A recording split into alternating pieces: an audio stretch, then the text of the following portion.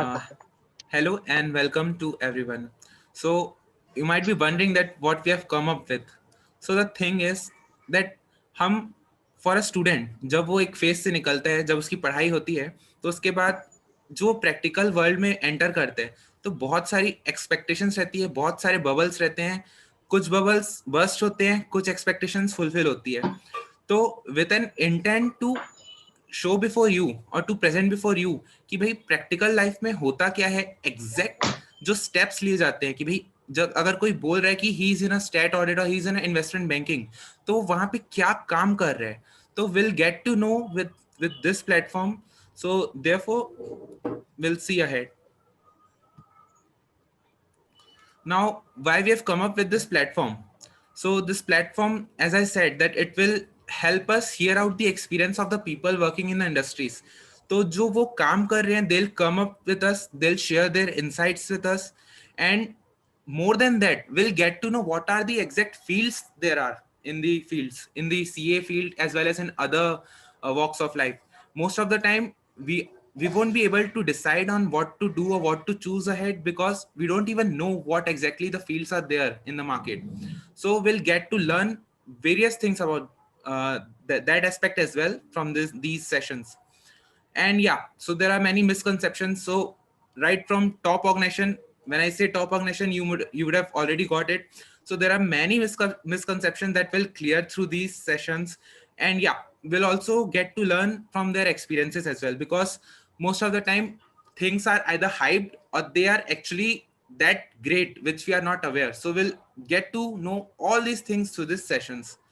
Now, moving, as I said, that we are not going to hear from the expert. We are not calling out the expert to share their views. We are calling students, learners, the same people as you and me. So the thing we are learning in an office, the thing we are learning in an articleship experience or in a job, so those people will be the same, and they'll share their insights with us because they are going to be the future leader, and we'll get to know from the base how they have started their journey. Over to you, Bharat. Good. Yeah. Yeah. So thanks, Gaurav, for this beautiful introduction of our upcoming sessions. और हम ऐसे try करेंगे कि आगे भी इसके अलावा भी बहुत अच्छे अच्छे सेशंस करें. तो जो भी लोग हमारे इस वीडियो को देख रहे हैं, just request for them to stay tuned with us. और चलिए आज के सेशन की शुरुआत करते हैं. आज हमारे साथ है Mandeep Singh. Is AIR 44 in CA intermediate exam, which is in itself a very, very big achievement and a dream tag for any CA student. Apart from that, Mandeep is currently doing his articleship from one of the big fours in the field of assurance, that's statutory audit. So in this video, basically हम cover ये करना चाहते हैं कि students जब articleship ढूंढ रहे हो तो उनको एक आइडिया रहे कि स्टैट ऑडिट में होता क्या है, स्टैट ऑडिट में आप क्या क्या सीखोगे, बेसिक ऑडिट मतलब क्या होता है, और हम ऑडिट करके हम क्या अचीव कर लेंगे, राइट. सो ये सब हम मनदीप से जानेंगे. As we all know, Mandeep is one of the most wisest person to talk about this topic. So welcome Mandeep to this show. Well, the Mandeep catches us up. So, Varat, I'll also add one more thing to what you said. कि जैसे वरद ने कहा कि भाई audit practical world में होता क्या है, कैसे होता है, उसके अलावा जो आर्टिकलशिप में स्टूडेंट्स आ रहे हैं वो तो ठीक है, जानेंगे कि ऑडिट में होता क्या है, बट जो ऑलरेडी आर्टिकलशिप कर रहे हैं, सपोज कोई टैक्स फील्ड में कर रहा है, कोई और दूसरी फील्ड में कर रहा है apart from audit, so they will also get to know कि भाई व्हाट दे आर लूजिंग और what they can catch up later, कि भाई parallelly audit में चल क्या रहा है, and are they capable enough, are they to catch up those things, so they'll also get to know the Great. yeah. Great, Gaurav. And one more important thing is अभी जैसे मई exam के results भी आने वाले हैं जल्दी ही. सो अभी जो माहौल है, एक उससे हमको ऐसा समझ में आता है कि बहुत सारे लोग जो है अभी आर्टिकलशिप ढूंढ रहे हैं या फिर जिनकी आर्टिकलशिप ऑलरेडी लग गई है. तो उन्हें ये सब चीज़ें अभी से थोड़ी थोड़ी पता होना थोड़ा ज़रूरी हो जाता है, ताकि वो अपने लिए कोई रॉन्ग डिसीजन ना ले ले। राइट, सो हम ये टॉपिक उस तरह से भी बहुत हेल्प करेगा। मनदीप हमारे साथ वापस जुड़ चुके हैं, तो Mandeep, over to you. Over to you. Yeah. कैसे है? हाय वरद, हाय गौरव। यार Hello. I am really sorry, आज पता नहीं मे भी थोड़ा सा नेटवर्क का प्रॉब्लम आ रहा है। तो कोई हेलो दिक्कत नहीं, एवरीवन, कोई दिक्कत good afternoon. So giving a brief introduction about myself. So as we know, my name is Mandeep Singh and I work as an article in one of the big four, PwC to be very specific. तो आज यहाँ पे हम जुड़े हुए हैं सब लोग, स्टार्ट ऑडिट का थोड़ा सा डिस्कशन करेंगे। मेरे को 4 months हो गए हैं। I have been working in different types of industry, so as of now I have been part of auditing a manufacturing entity as well as one of hotel industry. तो हम थोड़ा बहुत डिस्कस करेंगे, कुछ specific question करेंगे कि जैसे आप आईपीसीसी या इंटरमीडिएट में पढ़ते थे तो उनका एक्चुअल प्रैक्टिकल लाइफ में क्या एप्लीकेशन है, कैसे different types of audit procedure perform होते हैं। तो this is our first time कि हम लोग कुछ फ्रेंड्स मिलके वीडियो रिकॉर्ड कर रहे हैं, तो प्लीज इन केस हम नेटवर्क चला जाए, मे भी ऐसा कुछ हो जाए, तो please do bear with us. तो काफी अच्छा वीडियो होने वाला है, काफी आप लोगों को इनसाइट्स मिलेंगे, थोड़ा मे बी लॉन्ग हो जाए, but hopefully really help you all. मुझे लगता है श्योरली श्योरली। जो नॉलेज वो गेन करेंगे हमारी audience, they'll overlook all these network issues and all those things, because the knowledge that will gain will overlook these things, small things, so it won't matter. Mandeep, thanks for हाँ joining us. Definitely. Yes. So Mandeep, So Mandeep, let's begin. overall, Yeah, Bharat, go ahead. so let's just start off with our session now. And Mandeep यार, तुम बताओ तुम्हारे शुरू के कुछ दिन कैसे रहे PwC में? How was the environment and how you did you experience any cultural shock? और पहले कुछ दिन के बारे में कुछ बता दो। ओके, तो फर्स्ट ऑफ ऑल्दो हर एक आर्टिकल का ड्रीम ही होता है स्टार्टिंग में कि one of the big force में अगर जॉब मिल जाए या मे बी आर्टिकलशिप मिल जाए तो इट बी रियली नाइस। तो मेरा भी स्टार्टिंग से ऐसे था, मेरे को पीडब्ल्यूसी जाना था, होपफुली सब कुछ अच्छा रहा, चला गया।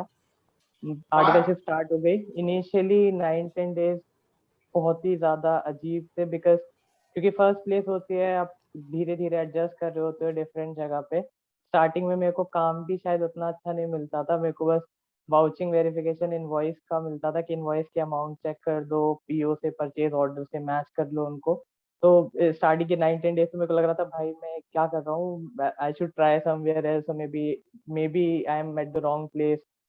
बट धीरे धीरे when you grow, when you start learning different types of work, तो आपको और अच्छा अच्छा काम दिया जाता है, जो अभी हम आगे डिस्कस करने वाले हैं। बट स्टार्टिंग के 9-10 days they will be definitely really tough for you, because you are adjusting to a new environment. Secondly you would be given a total routine task, और उसमें इतनी ज्यादा लर्निंग नहीं होती, तो यू थिंक कि may be you are at the wrong place. But सब articles के साथ ही ऐसा होता है, सिर्फ हमारे साथ ही नहीं, स्टार्टिंग में सबको ही सफर करना पड़ता है इनिशियली 19 डेज, उसके बाद धीरे धीरे चीजें इंप्रूव होने लगती है। Great, great. Thanks a lot, Mandeep. Thanks a lot. So Mandeep, अभी एक और चीज ऐसे हो जाती है जैसे ऑडिट जनरल कहा जाता है, audit is a very stand alone field. ये हम काफी सुन लेते हैं मार्केट में, and जिसकी वजह से काफी लोग ऐसा सोच लेते हैं कि ऑडिट के अलावा भी हम बहुत सारा कुछ और ट्राई कर सकते हैं। तो तुम्हारा क्या थॉट है ऑडिट के बारे में?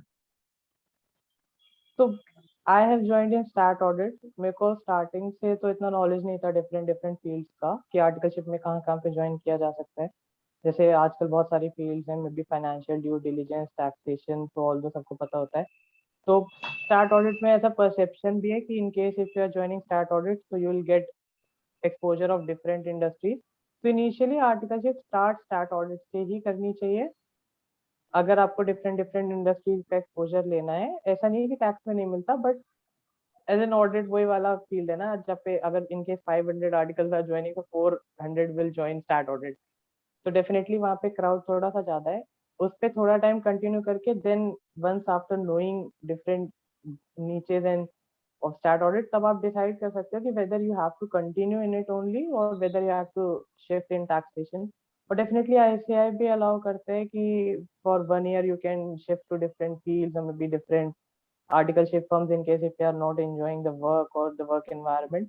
तो उस टाइम पे आप ट्राई कर Yes, सकते हो yes. डिफरेंट डिफरेंट फील्ड्स पे जाने का।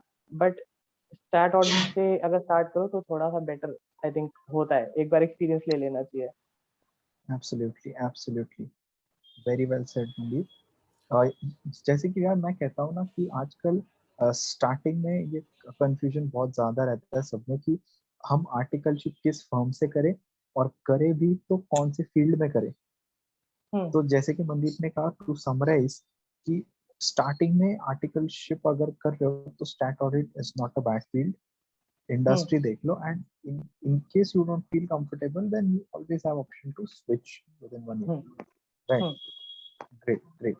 So Mandeep, अब ये तो हुआ इंट्रोडक्शन पार्ट फॉर ऑडिट, आपकी खुद की इंट्रोडक्शन, और अभी हम लोग आपसे और सुनेंगे कि ऑडिट प्रोसीजर्स क्या होते हैं, और हम ऑडिट के बारे में अब थोड़ा आपसे जानेंगे। तो इसके बाद आपसे गौरव सवाल पूछ रहे हैं ऑडिट के बारे में। ओके, सो जैसा कि मनदीप ने अभी अपना ब्रीफ बैकग्राउंड दिया अपना ऑडिट का, so now will dig deep into audit procedures कि भाई ऑडिट के अंदर होता क्या है। अपन ने आईपीसीसी में पढ़ा है कि हाँ भाई, right from planning to deciding materiality to checking vouching and verification, सब चीज हमने पढ़ी। बट जहाँ पे ब्रेनस्टॉर्मिंग है, जहाँ पे दिमाग हमारा रिवॉल्व करता है कि भाई एक्चुअल में हम करते क्या है वहाँ पे, तो Mandeep will get to know all the nitty-gritties of the audit work that I'll ask you one by one. That will be Varad and both will brainstorm you on that. So be aware for that. So तुमको what we expect Mandeep कि तुम वो answer दो कि तुमने उस चीज में एक्चुअल में प्रैक्टिकली किया क्या है। कि भाई तुमने ये डेटा उठाया कि एक्सेल में तुमने ये वर्किंग की। क्योंकि होता क्या है ना, प्रैक्टिकली क्या करना है वो अपन नहीं सोच पाते हैं, या वो कोई बताता भी नहीं है हमको। तो इसलिए if we get to know that side, then it will be much much much easier for us to decide that is audit field for us और not. So the first question that goes is कि testing perform कैसे होती है। कि भाई क्या क्या, जैसे अगर तुम वेरिफिकेशन या वाउचिंग कर रहे हो किसी चीज का, तो तुम उस पे जो सैम्पलिंग अपन बोलते हैं कि भाई वो उस चीज की टेस्टिंग कैसे करते हो तुम। ओके, तो फर्स्ट ऑफ ऑल सबसे पहले तो परफॉर्मेंस मटेरियलिटीज डिसाइड होती है किसी भी टेस्टिंग के लिए। तो for example if you are checking revenue and this revenue amount is 100 crore, तो यू शुड नो कि how much amount we should check to obtain a comfort. तो उसके लिए परफॉर्मेंस मटेरियलिटीज डिसाइड होती है। डेफिनेटली आर्टिकल्स को नहीं इन्वॉल्व किया जाता मटेरियलिटी डिसीजन में, that is something which is dealt with partner and director and managers. But हम we are communicated that this is the materiality. So what we do is, if the revenue is 100 crore and the performance materiality is decided at 4 crore by the partners, then we will automatically check based upon that only. So अगर materiality 4 crore है तो listing में हम कोशिश करेंगे कि 4 करोड़ से ऊपर का इनकेस कोई रेवेन्यू आइटम है, या मे बी 3 करोड़ से या 50 लाख 1 करोड़ का अमाउंट है, तो डेफिनेटली हम उसको तो कवर करे टेस्टिंग में, ताकि ज्यादा अमाउंट एक ही टेस्टिंग में कवर हो जाए। उसके बाद we apply NSS and different different criterias होते हैं जो अभी हम गो थ्रू करेंगे सारे कि कैसे अप्लाई होते हैं। उसके बेस पे सैंपल्स ऑब्टेन किए जाते हैं, टेस्टिंग परफॉर्म की जाती है इनवॉइसेस लेके। तो in case if you are checking revenue, तो you will need the proof of deliveries कि गुड्स डिलीवर हो गए कि नहीं जिस कस्टमर ने ऑर्डर प्लेस किया था। Then you will also need invoices to check whether the invoice amount is matching with the listing amount which the client has provided you. फिर उसमें टैक्सेशन का भी रोल होता है, वो सब भी चेक करना पड़ता है। इस तरह से इन केस किसी कस्टमर के साथ कॉन्ट्रैक्ट्स हैं कि क्रेडिट फैसिलिटी भी दे विल बी गिवन, तो you will have to check that also. You will have to read the contract, check कि 40 डेज का इनकेस क्रेडिट है तो 40 डेज के बाद पेमेंट रिसीव हो गया कि नहीं। तो ये सब चीजें धीरे धीरे चेक करी जाती है इसमें। तो अभी डिटेल में will go one by one in each aspect. So all those Great. details and contracts are checked by you articles. Yeah, definitely. So for example, if you are checking a line item and the party has a contract with another party, the client का अगर किसी के साथ contract है और उस पे लिखा है 40 days credit period है, तो you will have to obtain the contract of the said party and then read कि उसमें actual में 40 days credit period लिखा है कि नहीं। इसमें सबसे ज्यादा प्रॉब्लम क्या हो जाती है कि what happens most of the time, sometimes the client gives you an editable PDF, और कई बार ऐसा होता है कि वो ऐसी पीडीएफ दे देते हैं जो अडोब एक्रोबेट में एडिटेबल नहीं होती। तो आप उस पर सर्च नहीं कर सकते डाल के कि क्रेडिट डेज कितने, तो फिर अगर in case if the contract is of 90 pages, so you'll have to go through each and every line of those 90 pages and check कि कहाँ पे लिखा हुआ है credit period. तो वो चीज थोड़ी सी कभी कभी फ्रस्ट्रेशन हो जाती है, but still it's all part of the process, तो So करना it पड़ेगा. so you can we can conclude that तुम टेस्टिंग कर रहे थे but you ended up reading whole contract. So that's the definitely. diversity you get there. Okay. या okay great. और generally तो ऐसा होता है ना कि और in audit we audit a particular area. जैसे सभी को एक दिक्कत मुझे भी रहती थी पहले जब मैंने ऑडिट में काम किया नहीं था कि ऑडिट मतलब हम बस क्लाइंट प्लेस पे जाएंगे जैसे रेड कर रहे हैं और बस उनके सारे बुक्स ऑफ अकाउंट देख लेंगे. I conclude that this is not something what we do in audit. First of all, we check that whether the financial controls, what we say कि जो भी financial reporting को अफेक्ट करते हैं ऐसे controls जो है वो एंटिटी में ठीक से काम कर रहे हैं या नहीं, उसको हम लोग बोलते हैं कंट्रोल टेस्टिंग, जो हम लोग आईपीसीसी में बोलते थे जैसे test of control. Test of controls. Correct correct. So पहले हम लोग देखेंगे कि वो कंट्रोल ठीक से काम करे नहीं. Basis that we conclude that अगर कंट्रोल ठीक से काम कर रहे हैं तो हम आगे जाए, नहीं तो फिर हमें तो अपनी टेस्टिंग की एक्सटेंट इंक्रीज करनी पड़ेगी. और अगर कंट्रोल पे अगर हम कंक्लूड करें कि हम कंट्रोल पे रिलाई कर रहे हैं, राइट, तो फिर हम लोग अपनी टेस्टिंग एटलीस्ट कम कर सकते हैं और to reasonable extent we can test the items. तो ऐसे तो शुरुआत होती है ऑडिट की. जैसे मैं कंट्रोल का एक आध एग्जांपल दे दूं तो पेरोल ये एक एरिया है जो अब स्टाफ को पूरी सैलरी दी जाती है. तो हम एक कंट्रोल इसमें देख लेंगे कि क्या हर स्टाफ का जो बेसिक सैलरी और जो जितना भी सैलरी स्ट्रक्चर है वो प्रॉपरली अप्रूव्ड है या नहीं. फिर approval is one of the important duties. Then we check the payment processing का जो प्रोसेस है उसमें सेग्रीगेशन ऑफ ड्यूटीज है या नहीं, प्रॉपर अप्रूवल्स उसमें दिए जाते हैं नहीं. तो this all are control testing.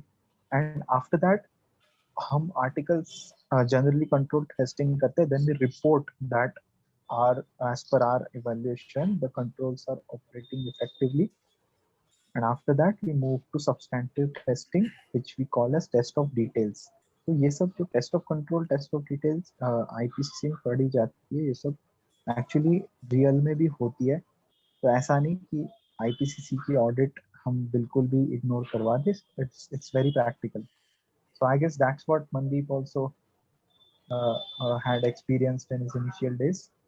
हाँ definitely. In case I suggest कि जो भी अभी in case if you are a C intermediate student, तो डेफिनेटली आप आईपीसीसी में थोड़ा सा फोकस करो, because once you reach the firm you will be expected to know कि व्हाट इज कंट्रोल कैसे टेस्ट होते हैं. एंड डेफिनेटली जैसे वरद ने बोला कि in case controls effectively operate हो रहे हैं, so we will reduce the substantive testing part. तो ऐसा एक्चुअल में भी फर्म्स में प्रोसीजर्स परफॉर्म होते हैं कि इन केस अगर जो सीनियर्स हैं वो क्लाइंट के कंट्रोल पे रिलाई करते हैं, तो जो इनहेरेंट रिस्क होता है सब्सटैंटिव में दे एडजस्ट इट. तो अगर वो नॉर्मल है तो उसको लो कर देंगे, हाई है तो नॉर्मल कर देंगे, ताकि सब्सटैंटिव का टेस्ट रिड्यूस हो जाए. तो डेफिनेटली ये सब चीजें बहुत ज्यादा इंपॉर्टेंट है and you will definitely use your IPCC knowledge in the articleship days. तो मनदीप लाइक जैसे कि अभी वरद ने बोला कि अगर अपन रेवेन्यू एरिया चेक कर रहे हैं तो वहां पे अपन टेस्ट ऑफ डिटेल्स चेक कर रहे हैं कि भाई तुम्हारा जो भी टेस्टिंग लग रही है, बट उसके पहले वरद ने कहा कि भाई अपन कंट्रोल्स चेक करते हैं. तो माय क्वेश्चन इज कि controls are policy of the company, right? So you just मतलब जैसे अगर कंट्रोल अपन जैसे वरद ने बताया कि भाई पेरोल अप्रूव हुआ कि नहीं, तो ये तुम लोग को कहीं से मिलता है कि भाई कंपनी की ये पॉलिसी है and you check all these areas कि you just discuss with your partners? No, इस पे क्या होता है कि the client gives you an RCM, risk control matrix. तो उस पे सारा कुछ डिटेल्स होता है, क्लाइंट बता के देता है कि we have this controls operating in our entity. तो आप ये सारे चेक कर सकते हैं. अगर इफ देयर आर 100 कंट्रोल, तो वो पूरे 100 कंट्रोल्स की एक आपको लिस्ट बना के देंगे कि जैसे ये पेमेंट अप्रूव होती है, हमारे यहाँ डबल चेक्स लगे हैं, 3-वे मैच परफॉर्म होता है कि नहीं. देन उस पे फिर पार्टनर एंड सीनियर मैनेजर वो डिसाइड करते हैं कि whether it control needs to be checked और नॉट. तो इन एग्जैक्टली केस और इसका भी एक वो डेटा एग्जांपल या सो इसका एक एग्जांपल जैसे मनदीप ने बोला 3-वे match it is like one of the best control to give an example for 3-वे मैच अगर तुम्हारा क्लाइंट आपको एक रिस्क कंट्रोल मैट्रिक्स दे देता है रेवेन्यू के लिए और you can say cost of goods sold के लिए it is common for all right तो इस कंट्रोल के अगेंस्ट वो तुम्हें रिस्क लिख के देगा कि 3-वे मैच में रिस्क क्या हो सकता है कि परचेस ऑर्डर की अमाउंट या क्वांटिटी इनवॉइस से मैच नहीं कर दी हाँ या डेफिनेटली फिर पीओ जो है वो प्रॉपरली अप्रूव नहीं है unauthorised persons are raising POs तो इस रिस्क को मिटिगेट करने के लिए हमारे पास कंट्रोल्स क्या है हमारे पास कंट्रोल्स ये है एक प्रॉपर अथॉरिटी है उनके साइन स्टैम्प के बेसिस पे ही पीओ अप्रूव होगी उसके बाद जो पीओ में अगर पीओ की क्वांटिटी और इनवॉइस की क्वांटिटी अगर मैच नहीं होती है तो एसएपी जो है वो इनवॉइस एक्सेप्ट ही नहीं करेगी राइट अगर पीओ इनवॉइस और GRN that is goods receipt note इनकी तीनों की अमाउंट्स क्वांटिटी की अमाउंट्स अगर मैच नहीं होती तो वो एसएपी पेमेंट प्रोसेस नहीं करेगी करेक्ट तो this is the type of risk and control ये क्लाइंट आपको लिख के देगा तो ऐसा सब रियल लाइफ में हो रहा है सो कंक्लूजन के लिए कि भाई क्लाइंट हमको बेसिकली पॉलिसी प्रोसेसेस देता है कि भाई सेट प्रोसीजर्स ये है देन यू चेक कि भाई वो जो first you decide with the partner कि भाई इस प्रोसेस में कौन से क्रूशियल स्टेप्स है एंड देन यू चेक दो स्टेप्स कि भाई ये एक्चुअल में इम्प्लीमेंट हुए कि नहीं basically is that a control definitely okay thank you उस पे सेकेंडली ये भी डिसाइड होता है कि whether the control is a की और नॉन की तो इन केस अगर ओल्डर क्लाइंट है जो 5-6 साल से या मे बी 4 ईयर से ऑडिट उनका चल रहा है पहले भी तो डेफिनेटली आर्टिकल्स नहीं इन्वॉल्व होते हैं उस डिस्कशन में पार्टनर मैनेजर्स ही इन्वॉल्व होते हैं कि which control needs to be checked and which control can be done without checking तो वो सब हमारा काम होता है सिर्फ उसको चेक करना कि वो अप्रोप्रिएटली प्लेस्ड है कि नहीं वो भी हमें बताया जाता है कि ऐसे चेक करना है क्योंकि इनिशियल डेज में किसी को कुछ नहीं पता कि क्या चेक हो रहा है तो वो सब चीजें धीरे धीरे करके समझ में आने लगती है but initially in case you are joining articleship तो आपके स्टार्टिंग के कुछ डेज कंट्रोल टेस्टिंग में ही जाएंगे this is also because one of the misconceptions कि भाई हमको सब पता होना चाहिए कोई भी अपन भले अपन को मिल गया ऑर्गेनाइजेशन में जाने को मौका मिल रहा है बट स्टिल एक एंजाइटी रहती है कि यार हमको तो कुछ आता नहीं है यार तुमको नहीं आता है इसलिए तो तुमको ले रहे ताकि तुमको सिखाएंगे तो it's that's also a point हाँ डेफिनेटली एक्सेल भी आप बहुत ज्यादा वहाँ पे सीखोगे तो ये सब चीजें किसी को भी नहीं आती है मुझे तो समिफ का फॉर्मूला लगाना भी नहीं आता था जब मैं आर्टिकलशिप में गया था तो वो सब वहीं पे डांट खा खा के सीखा है सब ऐसे ही सीखते हैं सही है करेक्ट नेक्स्ट क्राइटेरिया मनदीप ऐसे होता है ना कि ऑडिट हम लोग अगर देखें तो we can't test each and every area of the entity correct तो ऑब्वियसली जैसे तुमने बोला मटेरियलिटी बेसिस पे हम लोग चेक करते हैं कि इस अमाउंट के ऊपर अगर कोई line items particular account class में जा रहे so we check them in that case also there will be lakhs and lakhs of line items so उसमें आईपीसीसी में हम लोग ने एक चीज पढ़ी थी ऑडिट सैम्पलिंग तो इन रियल लाइफ हम लोग को जरा बताना कि ऑडिट सैम्पलिंग होती कैसे है किस बेसिस पे होती है तुम बिग फोर में कैसे ऑडिट सैम्पलिंग करते हो ऑल दैट ओके तो एक बार बाय स्टेप प्रोसीड करेंगे तो फर्स्ट ऑफ ऑल सबसे ज्यादा जो फ्रॉड प्रोन एरियाज होते हैं वो होते हैं रेवेन्यू एंड या तो सबसे ज्यादा फ्रॉड प्रोन एरिया होता है रेवेन्यू तो रेवेन्यू का जो रिस्क होता है it's always set as high उसके बाद for example if there is a revenue of 100 crore या may be there are if you are testing expenses and the expenses are of 100 crore तो उसके बाद ना एक टेम्पलेट भरी जाती है तो आईपीसीसी में जैसे आपने पढ़ा था कि different types of sampling criteria होते हैं target testing non statistical haphazard in systematic sampling ये सब सैम्पलिंग होती है तो मैं जिस फर्म में काम करता हूँ पीडब्ल्यूसी में तो we use haphazard sampling NSS and target and accept reject तो फॉर एग्जाम्पल सबसे पहले बेंचमार्क सेट किया जाता है जो आईपीसीसी में भी हम लोगों ने पढ़ा था कि first of all you set a benchmark if the revenue is 100 crore तो जनरली जो बेंचमार्क की रेंज होती है वो होती है 3 to 4% of the total line item तो अगर 100 करोड़ का रेवेन्यू है तो you will need to check around 3 crore और 4 करोड़ रेवेन्यू उसके बेसिस पे कंफर्ट आप ले लोगे। Definitely auditor is not expected to test all the item, possible भी नहीं है, डेट निकल जाएगी, ऑडिट खत्म नहीं होगा। तो डेफिनेटली बेंचमार्क सेट करने में भी आर्टिकल्स इन्वॉल्व नहीं होते हैं, बट जो इंडस्ट्री एवरेज है वो जनरली 3 to 4% होता है। न्यू क्लाइंट्स के लिए it's around 4% of the total item, और ओल्डर क्लाइंट्स के लिए 3% पे भी कंफर्ट आ जाता है। तो एक बार बेंचमार्किंग डिसाइड हो गई तो ये डिसाइड हो गया कि हमें 3 करोड़ रुपीज चेक करने हैं 100 करोड़ में से। उसके बाद we will apply different types of sampling, जो अभी हम थोड़ी देर में फिर डिस्कस करेंगे कि एनएसएस कैसे अप्लाई होती है, टारगेट कैसे होती है, हैप्पीजेड कैसे होती है। तो मिड साइज फर्म्स या स्मॉल फर्म्स में क्या होता है कि उनका डिफरेंट डिफरेंट फॉर्मूलाज अप्लाई किए जाते हैं। पीडब्ल्यूसी या बिग फोर में क्या सीन होता है कि दे हैव दिस ऑटोमेटेड टेम्पलेट्स, आप उसमें बस अमाउंट फिल करते हो, it runs a formula in the background. तो जो वो फॉर्मूला होता है it's generally performance materiality into the number of line items, the total amount into a factor ratio. Factor ratio seniors decide करते हैं या फर्म की पॉलिसी के बेस पे डिसाइड होता है। उसके बेस पे वो ऑटोमेटेड टेम्पलेट खुद ही बता देती है कि आप 200 लाइन आइटम चेक कर लो and you will be good to go. तो हमारा काम है सिर्फ एज एन आर्टिकल आप डिफरेंट जीएल्स लेते हो, उसका टोटल करते हो पिवट लगा के या सम इफ लगा के, जैसे भी आपको करना है, काउंट या सम लगा के। उसके बाद आप total population, number of items, इसका अमाउंट कितना है वो सब फिल करते हो। उसके बाद वो टेम्पलेट खुद ही बता देती है कि इतने नंबर ऑफ सैंपल चेक कर लो, कोई भी रैंडम उठा के, और आपका कंफर्ट आ जाएगा। तो हम उस बेस पे सैम्पलिंग कर देते हैं। सैम्पलिंग में थोड़े थोड़े क्राइटेरिया ऐड कर देते हैं, जैसे कुछ लो अमाउंट्स ले लिए बहुत ज्यादा, जो कम रेवेन्यू है, अनप्रिडिक्टेबिलिटी टेस्टिंग हो जाती है थोड़ी बहुत। हाई वैल्यू आइटम्स ले लिए, वो टारगेट टेस्टिंग में चले जाते हैं, इनकेस जो पीएम से जितने भी ऊपर है उनको टारगेट में कंसिडर कर लेते हैं।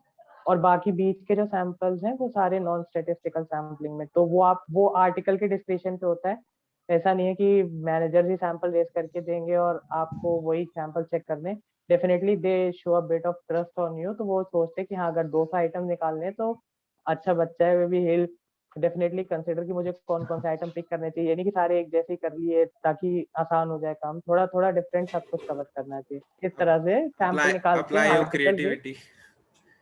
हाँ डेफिनेटली यू कैन अप्लाई और क्रिएटिविटी। आप खुद सोचो कि मैं क्या क्या कितने कितने अमाउंट का चेक कर लूँ, और उसके बेस पे आर्टिकल्स पे चीज आर्टिकल्स को मिल जाती है। सही है। Okay so great great. Like एक और चीज था उसमें, जैसे कि हम सैम्पलिंग तो आप कर रहे हो ठीक है, बट उसमें जैसे वरद ने बोला कि रेवेन्यू का जो एरिया रहता है it is more prone to अपना फ्रॉड एंड ऑल। भाई मिस स्टेटमेंट के चांसेस ज्यादा रहते हैं, I should not say fraud. तो अपन को पता है जैसे ही ईयर एंड आता है तो we get to see a lot of bogus entries there as well, because उनके ऊपर फाइनेंशियल प्रेशर रहता है टू जो उनके स्टैंडर्ड्स रहते हैं, जो उनके टारगेट्स अचीव करने के लिए, they also pass bogus entry or some fictitious entries. So how do you track those, keeping in mind sampling? Okay तो डेफिनेटली अगर in case if you are an article और आपको एक काम दिया गया है कि आप टेस्ट कर रहे हो, तो you should consider amount. For example sales जो हुई है 15 मार्च टू 31 मार्च, क्योंकि वहीं पे सारा may be in case if some client is trying to manipulate things, तो he will manipulate there only. तो डेफिनेटली आप कंसिडर करो कि 15 मार्च से 31 मार्च तक के एंट्री ज्यादा पिक हो वहां पे, बिकॉज आपके पास एक चांस होगा आप कट ऑफ भी टेस्ट कर पाओगे। तो मैं if I share one of my personal experiences, तो व्हाट हैपेंड इज कि अगर अगर आप कट ऑफ टेस्ट कर रहे हो तो what you do, you obtain the listing of sales of March month. उसके बाद आप वहां से 15 मार्च से 31 मार्च तक सेम वही प्रोसीजर अप्लाई करते कि पीएम कंसिडर करी, फिर सैंपल का टेम्पलेट भरा, इतने सैंपल काउंट आ गए। तो suppose 50 sample counts are there, then you will definitely choose 40 entries which are ranging between 15 March to 31 March। उसके बाद यू विल चेक कि प्रॉपरली पीरियड में रिकॉग्नाइज हुई है कि नहीं। तो जो क्लास 11 12 और आईपीसीसी में पढ़ा था एक्रूअल कॉन्सेप्ट, तो वो सब भी चेक होता है। और AS9 रेवेन्यू रिकॉग्निशन, जो accounting standard 9 in case if you have read, तो डेफिनेटली उसमें भी होता है कि रेवेन्यू रिकॉग्निशन का क्राइटेरिया क्या होता है। तो the property of the goods must have been pass to the customer. तो वो डेफिनेटली तभी पास होती है जब गुड्स डिलीवर हो जाते हैं। तो उस केस में ऑडिट प्रोसीजर हम लोग एज एन आर्टिकल ये अप्लाई करते हैं कि we go to the website of the respective courier tracking company, DHL, Blue Dart और जितनी भी हैं, ई कार्ट। वहां पे फिर you put the AWB number. तो जैसे फ्लिपकार्ट से आप ऑर्डर करते हैं आपको AWB नंबर मिलता है। वहां पे प्लॉट किया, देखा 31 मार्च से पहले गुड एक्चुअल में कस्टमर तक पहुंच चुके थे कि नहीं। इन केस नहीं पहुंचे थे, अप्रैल में हुए, तो फिर वी आस्क द क्लाइंट कि भाई आपने सेल मार्च में क्यों रिकॉग्नाइज कर ली, इसको प्लीज रिवर्स करवाइए। ये गलत हो गई है। तो ये सब ऑडिट प्रोसीजर कट ऑफ के लिए और रेवेन्यू चेक करने के लिए परफॉर्म होते हैं रियल लाइफ में। That's great insightful, great. क्योंकि मैंने जितना सुना है ना कि जैसे अपन देख रहे हैं कि भाई प्रॉपर्टी हैज बीन पास्ड और नॉट, तो पहला तो अपन इनवॉइस देखते हैं, फिर अगर ट्रांसपोर्टेशन से कुछ माल गया तो बिल्टी वगैरह रहता है छोटे ऑर्गेनाइजेशन में, जो मतलब छोटे बिल्टीज अगर, क्योंकि ट्रांसपोर्टेशन उसके थ्रू जाता है। बट ये चीज बहुत ही इंसाइटफुल थी कि यार तुम उसकी वेबसाइट में जाके AWB नंबर से ट्रैक कर रहे हो उस चीज को कोरियर के थ्रू, तो हाँ that's definitely, also. Because client ने दे दिया प्रूफ ऑफ डिलीवरी। तो क्लाइंट जो आपको डिलीवरी का प्रूफ देता है, he gives of the date जहाँ पे गुड्स उसने रिस्पेक्टिव कुरियर कंपनी को दे दिए डिलीवर करने के लिए। वो एक्चुअल में डिलीवर हुए या नहीं, कस्टमर तक पहुंचे या नहीं, उसके लिए you will have to go through the respective courier tracking company website and plot the AWB number or order ID and check whether the goods have been delivered or not.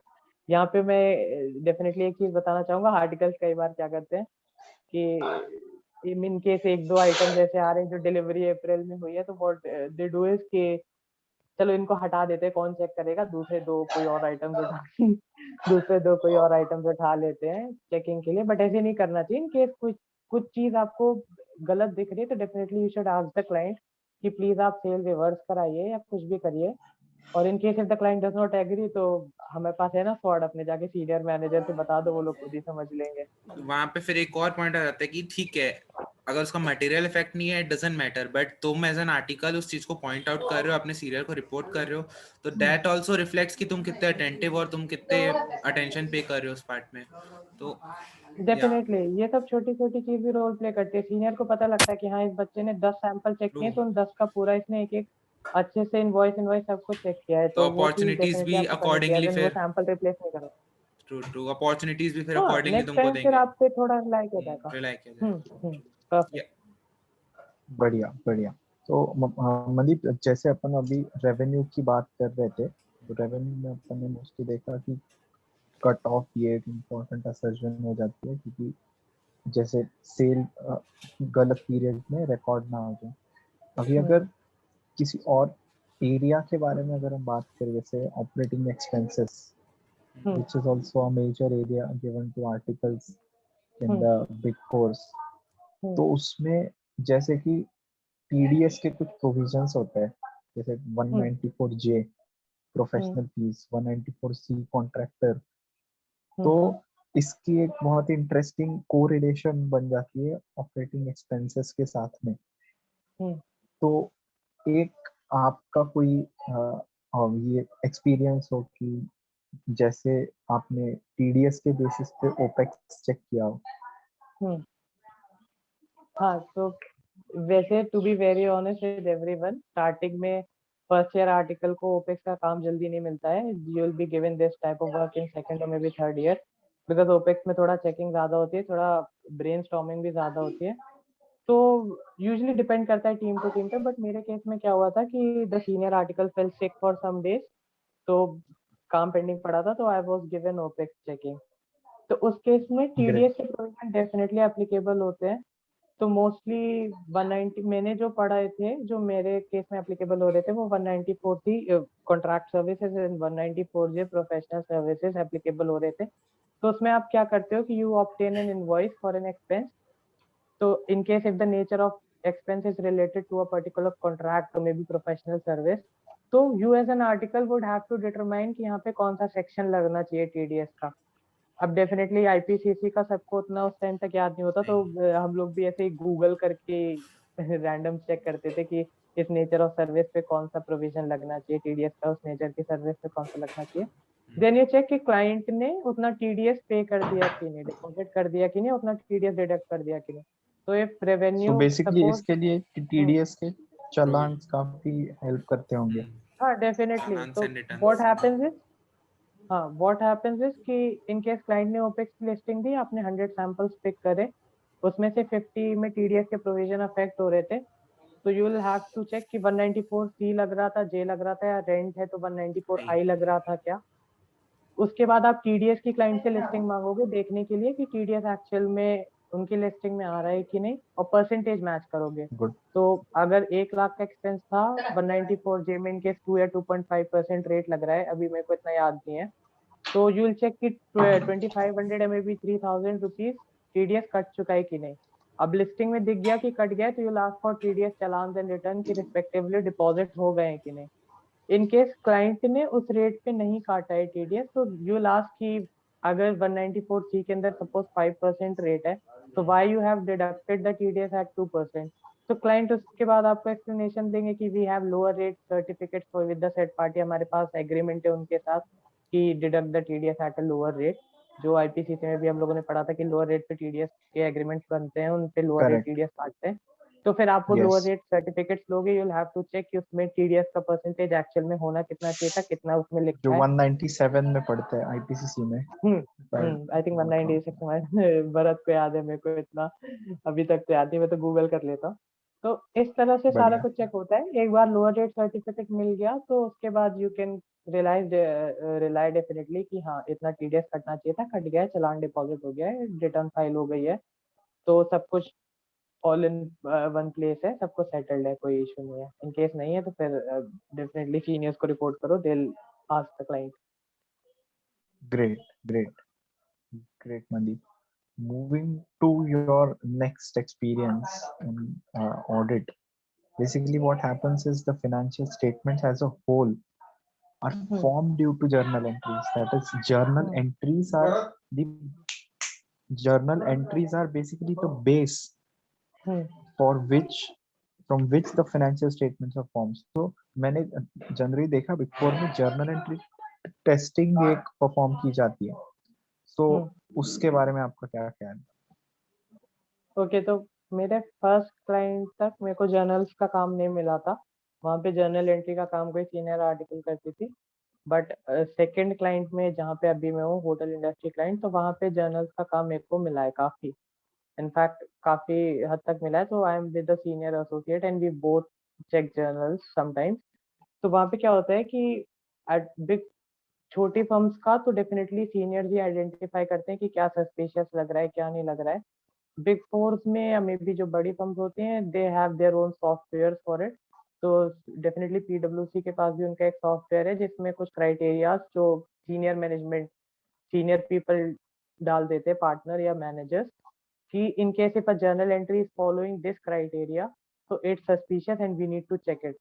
तो software में उन्होंने criteria डाल दिया, वो software randomly pick करके जो जो entry वो क्राइटेरिया फॉलो कर रही होगी वो सॉफ्टवेयर खुद ही आपको पिक करके दे देगा कि ये एंट्री सस्पिशियस है based upon the criteria which you have set and please check them.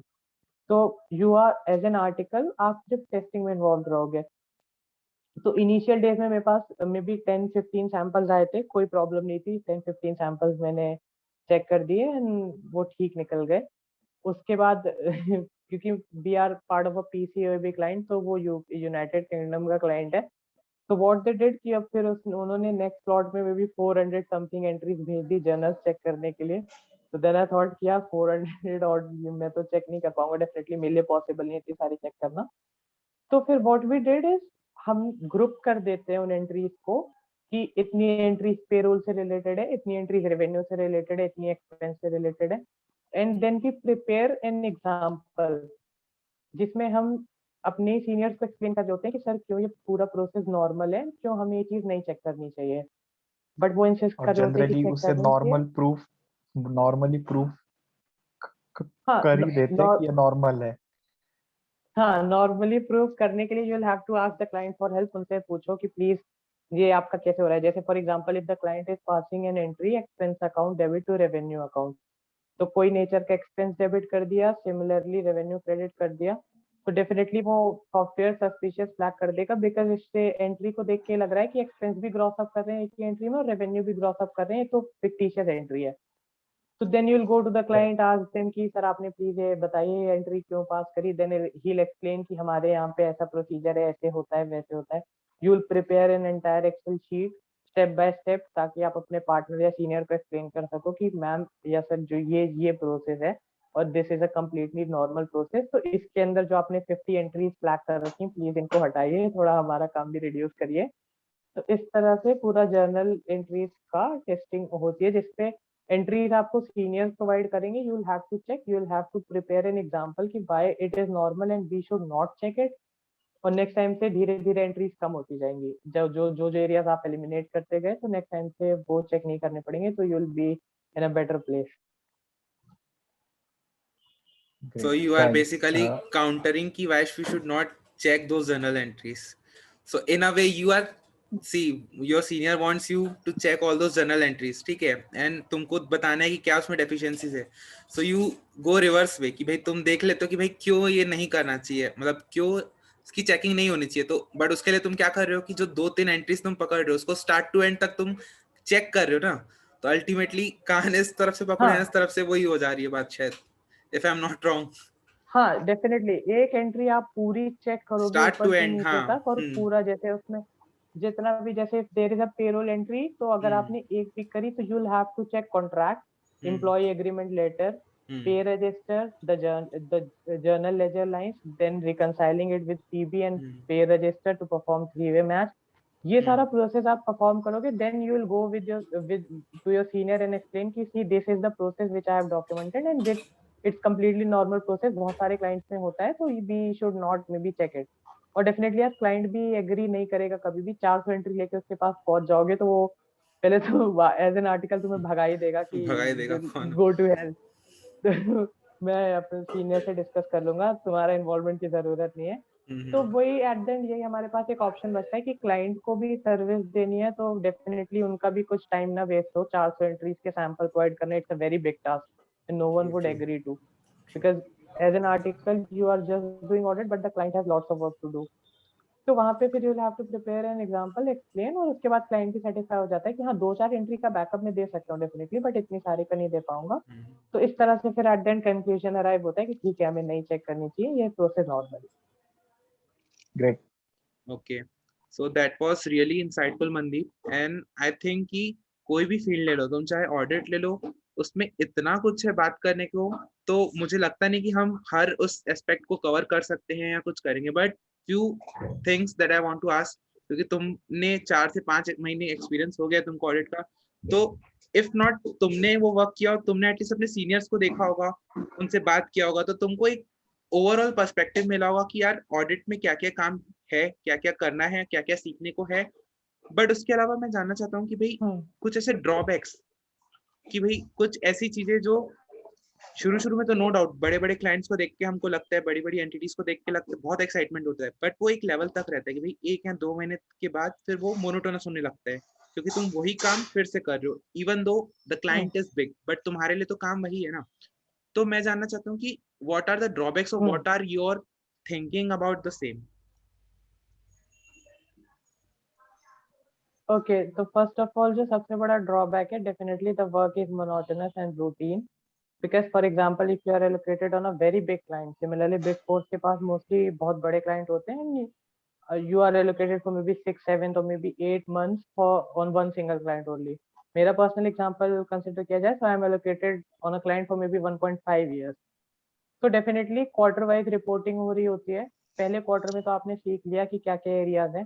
Second quarter में भी थोड़े और अच्छे एरियाज मिल गए, you learn something more, opex कर रहे थे, रेवेन्यू का भी पार्ट बन गए. बट उसके बाद आप वही प्रोसीजर्स बार बार हर क्वार्टर में परफॉर्म करोगे तो it's really monotonous. Voice check करना, कॉन्ट्रैक्ट चेक करना, स्टार्टिंग में अच्छा लगता है, एक टाइम के बाद द लर्निंग कर्व थोड़ा सा लो हो जाता है. But it depends on person to person, सबके अपने अपने एक्सपीरियंस होते हैं. मैं अपने पर्सनल एक्सपीरियंस से बता रहा हूँ. The second thing, it's really difficult to progress as a auditor in career. तो फॉर एग्जाम्पल ऑडिट में क्या होता है, suppose if you are working in an, after completing a CA, you are working in an industry in an FMCG company, so you will be part of a department. आप वहाँ पे अपना progress दिखा सकते हो, अपना टैलेंट दिखा सकते हैं, you will be promoted and you will grow. But audit में क्या होता है, when you are part of big four और may be some big entities, accounting firm, तो डेफिनेटली आप, पहली बात तो आपका चेंज होता रहेगा. आप 5 महीने इस क्लाइंट पे हो, आपने डेफिनेटली अपने पार्टनर को इम्प्रेस किया, मैनेजर्स को अपने वर्क से इम्प्रेस किया, बट उसका कोई यूज नहीं है, बिकॉज नेक्स्ट 5 मंथ्स में आप दूसरे क्लाइंट पे लोकेट हो जाओगे, फिर से आपको सबको इम्प्रेस करना पड़ेगा, अच्छा काम दिखाना पड़ेगा. तो क्योंकि आप शिफ्ट होते रहते हो हर 4-5 महीने में, तो एक जगह पे टिक के आप काम नहीं करते हो. जब आपको लगने लगता है कि अब मेरे को थोड़ा एक क्लाइंट समझ में आ रहा है, तब आपको दूसरे क्लाइंट पे लोकेट हो जाओगे. तो वहां पे progress दिखाना, and once you reach the manager level it gets really hectic and really tough because first of all working hours are really long. As an article भी वरद EY का part रह चुका है पहले, तो Bharat can definitely relate कि sometimes we have to work till 11 p.m. or 11:30 p.m. 12 a.m. but some days थोड़ा जल्दी भी wrap up हो जाता है, तो it's a mix. But manager level पर पहुंचने के बाद it's really difficult because then you'll be working on 10 clients या maybe 12 clients simultaneously and reporting, managing 10 teams and reporting to 10 directors and 3-4 partners. So it will be really difficult to impress each and everyone to get the promotion. So this is, I think, a drawback. और पे का तो चलो it's better not to talk about because competitive पे है, अच्छी firms है, but थोड़ा सा progress करना difficult है, depends on person to person experience, but I think one should always try for industry experience as well, ताकि आप decide कर पाओ एक बार big four या बड़ी firm में काम करके then industry में काम करके कि which is meant for you, whether you can continue with the big four environment or whether you would like to continue with the industry and then take an appropriate decision based upon pros and cons. एक और point इस पे add करना चाहूंगा कि जैसे अपन as an article हम सोचते हैं कि यार स्टेट ऑडिट इसलिए जाना है कि डिफरेंट डिफरेंट इंडस्ट्रीज का एक्सपोजर मिलेगा, तो अपन को बिजनेस सेंस मिलेगा, बनेगा कि भाई will get to see various businesses as well. तो बट जैसा कि तुम बता रहे हो कि भाई 1.5 साल तक तुमको एक ही क्लाइंट पे रखेंगे, so that is one of the drawback you can say कि भाई तुम एक्सपेक्टेशन क्या रहते हैं कि हर बहुत सारे client, and it's bit obvious कि यार तुम जब एक क्लाइंट पे काम कर रहे हो तो तुमको 360 डिग्री उसका नॉलेज है, तो why would other manager would pick you if you have zero knowledge about that business, that second business. So that's also, but yeah, एक और चीज था कि अगर तुम जॉब कर रहे हो तो उस केस में shifting in 5 to 6 months it's not a good choice, or let's say for your growth, because as an article you require that कि भाई तुमको थोड़े थोड़े टाइम में different areas में या different businesses में allot करे, but after becoming CA and when you're doing a job, so you want कि भाई तुम एक progress करते चलो, तो that's a valid point you said, Mandeep, that I also agree. Definitely. Varad, do you have Great, any? then. Actually, audit is a kind of field in which we can talk for entire day. True. Or why a day also? We can talk for weeks. It's huge, and we learn a lot every day in the field of audit, right? So I guess we will conclude this session as of now with a great vote of thanks to Mandeep and Gaurav, both of you.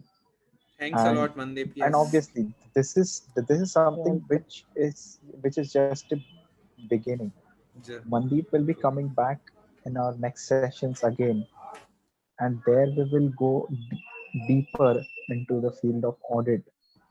And you can consider and audit, as well as we are planning to move ahead with the sessions including audit as well as tax and other fields that we are not even aware of. So in that sense, stay connected. You will get to know good insights about various industries and various fields from same people as you and me.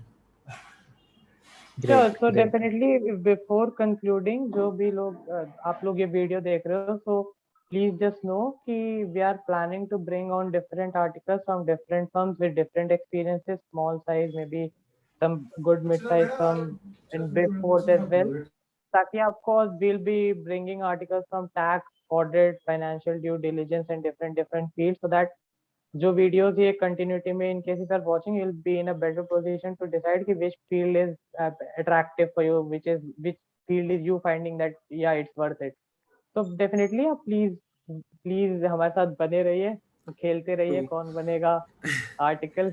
And जैसा मनदीप ने कहा कि यहाँ पे एक और point मैं add करूंगा, last point, I know I won't stretch much, but ये है कि अगर कोई आर्टिकल बिग फोर से आ रहा है तो जो छोटी फर्म में है he will get to know कि what he is missing, and अगर कोई छोटी फर्म से आ रहा है तो बिग फोर वाला बंदे को पता चलेगा कि यार apart from audit and tax ये क्या क्या काम सीख रहे हैं, तो in that way it will be a leveraged learning, you can say.